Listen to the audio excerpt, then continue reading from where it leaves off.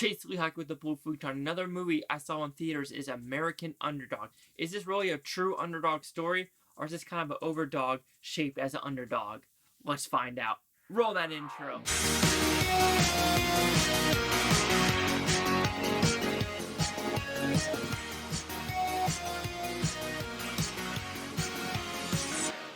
So American Underdog, what's it about?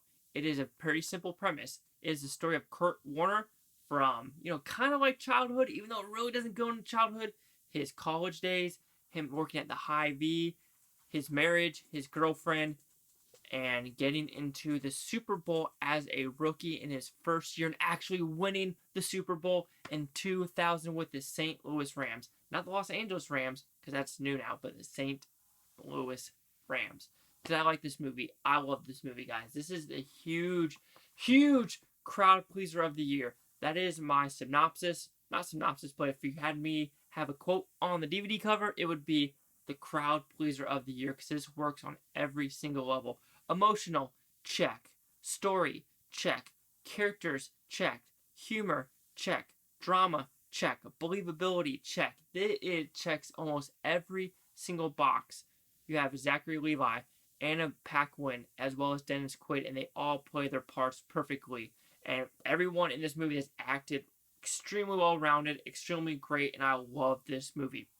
Very few faults with this movie. The only fault I will say, some story in between is a little elongated of what we're trying to do with the love story, which I'm okay with that. But like I said, Kurt Warner in his Division I AA football, and him, trying to get into the pros, get signed by the Packers, last only 2 days because he's not comfortable knowing the playbook, and doing that, he's off the squad, and then trying to understand what he's trying to do with his life to try to get to point A to point B. Then arena football comes in, and actually that arena football storyline is so fun to watch and so interesting and fascinating and just fun. Like, that part of the movie was it kept me entertained so well, and that also goes into the part of his girlfriend and her two kids, and one of them is being blind and everything like that, and then her family drama of something happened in Arkansas at the same time in this whole story, and it's absolutely baffling that this happens to one family, and it's absolutely superbly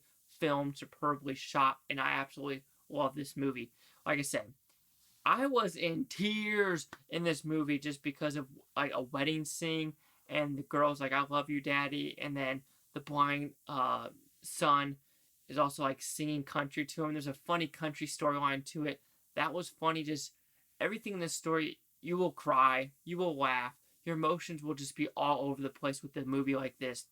Yes, there might be some people that might be pissed off because it's a little bit religious, just because there is themes of God in this movie of God, how can you do this to our family? How are you punching me down? And stuff like that. And why would God give a kid a dream if it's not going to go into fruition?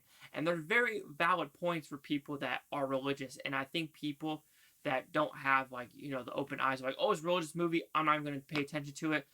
You're just very close-minded because you need to learn what other people believe in.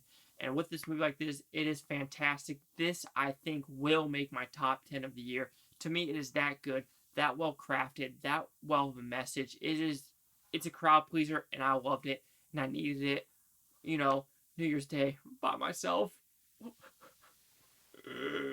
Except my dog, and he's not an underdog. He isn't.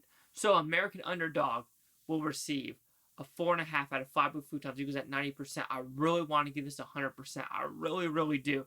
This is why I want to push it, but there are some parts in the story that will drag just a little bit in the pacing. I could take it. I'll take it.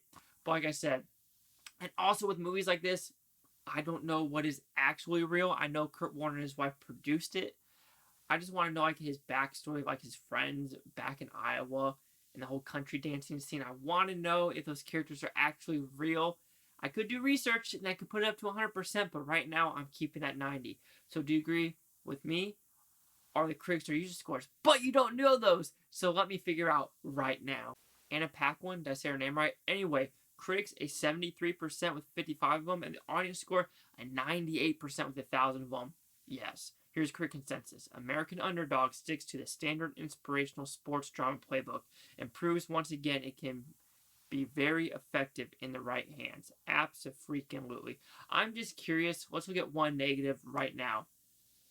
Warner's story is inspirational but intricate, and this Wan film struggles to balance simple storytelling with the complexity of the sport. Disagree.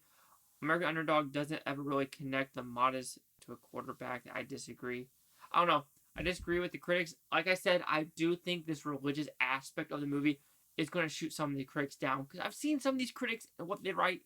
Even with an American flag in the movie, they go fucking apeshit for having an American flag in the movie. Like, I'm pretty sure Michael Bay got knocked down for having too many American flags in the movie by Peter Travis or Travers, whatever his douchebag name is. This is supposed to be a solid movie review with no cussing. It's a PG movie, Chase. Get with the program. Anyway, 73, 90, or 98. Chase Rock with the Blue Futon. Like, comment, subscribe. Let me know what you think about this Blue Futon Utopia. You Blue Futonians, thank you for watching. Have a great day. Peace and love, peace and love.